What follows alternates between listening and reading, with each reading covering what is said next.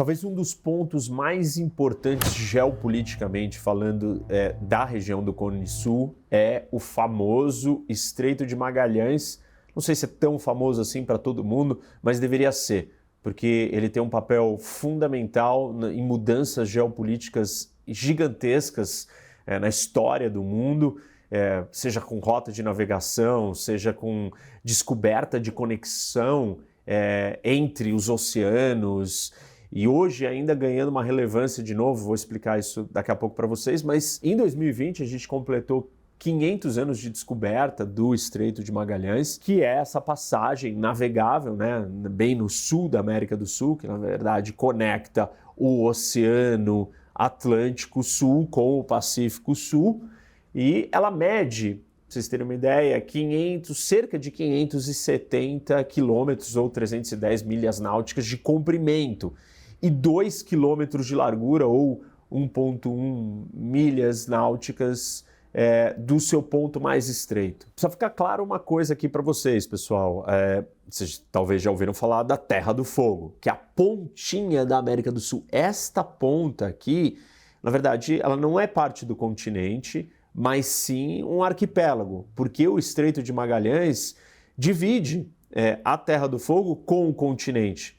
Então, tecnicamente, não só uma ilha, mas como se fossem, são várias ilhas, mas uma grande ilha-zona que é um pedaço descolado do continente sul-americano, e o Estreito de Magalhães é que faz esse pedaço ser separado e ser isolado. E o principal porto, ele está situado em Punta Arenas, que é a capital da província chilena de Magalhães e Antártica. A descoberta do Estreito de Magalhães, ela aconteceu dentro de uma viagem, que na verdade foi a primeira viagem marítima em torno do globo, que era uma viagem ao redor do mundo, e essa expedição ela foi planejada e comandada pelo navegador português, o Fernão de Magalhães. Então, por isso que leva o nome de Estreito de Magalhães. Bom, vocês imaginam a dificuldade que foi essa viagem. Para vocês terem uma ideia, o próprio Magalhães não sobreviveu, e por isso que o Elcano é que dá continuidade. Ele foi assassinado em combate nas Filipinas, né? Ele estava dando a volta,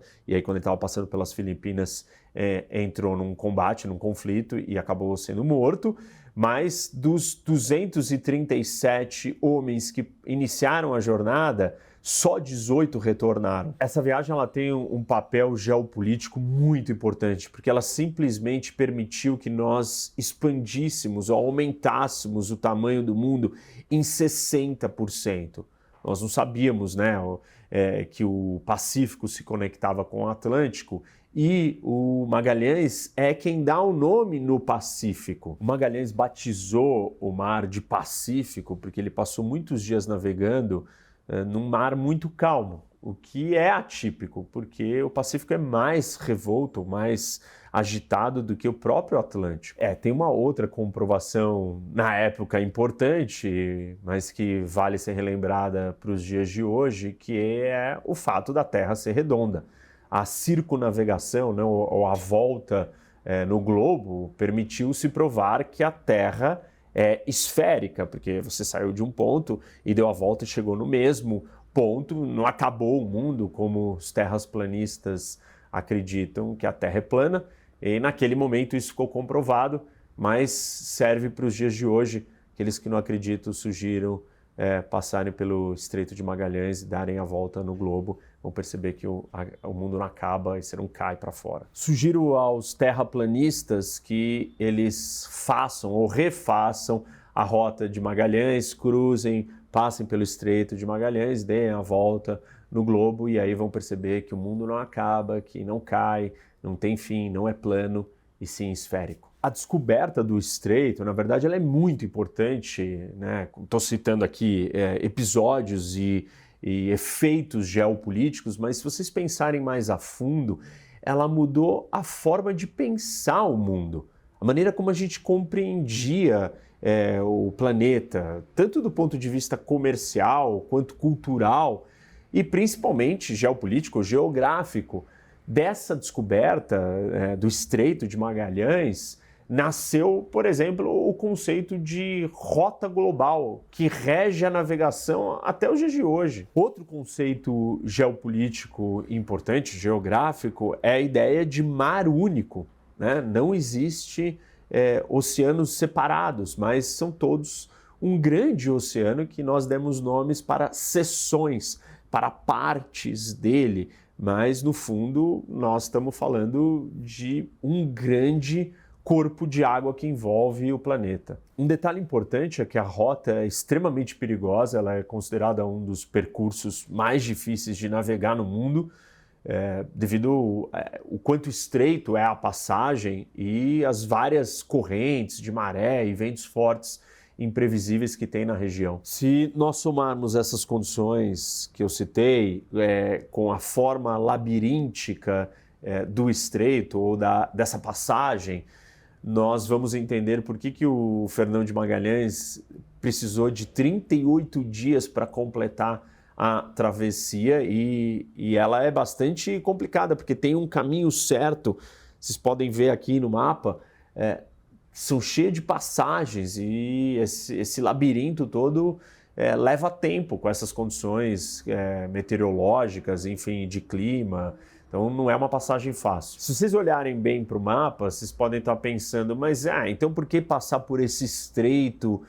Se um pouquinho mais abaixo nós temos a passagem pelo mar, né? Pelo alto mar direto, que não é um estreito, não é um labirinto, mas essa passagem que conecta o ponto mais ao sul do continente sul-americano com a Antártica é chamada de passagem de Drake.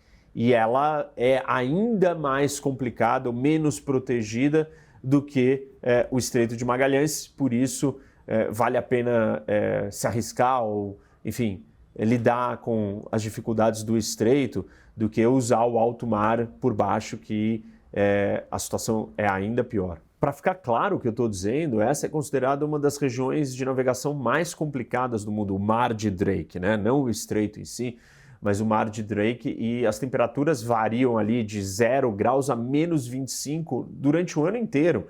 E nós temos ondas que vão de 6 a 10 metros de altura. O estreito é a maior e a mais importante passagem natural entre os oceanos Atlântico e Pacífico, e antes de nós termos a abertura do Canal do Panamá, que foi em 1914, o Estreito de Magalhães era a rota mais importante para quem estava tentando navegar do Oceano Atlântico para o Pacífico. Você não tinha o Panamá e você tinha que passar, então, pelo Estreito de Magalhães. Mas não é que com o surgimento do Canal do Panamá o estreito foi totalmente inutilizado. E para vocês terem uma ideia, ainda hoje tem uma estimativa que passam por volta de 1.500 navios por ano, especialmente aqueles que não cabem no Canal do Panamá, além de várias outras embarcações de turismo. E isso então mantém a relevância do estreito e preserva o legado da descoberta de 500 anos. Eu sou o professor Roque, que são as iniciais do meu nome, Reni Ozzy Cukier. Se você gostou desse conteúdo, compartilhe com seus amigos e convidem eles para virem conhecer o meu canal.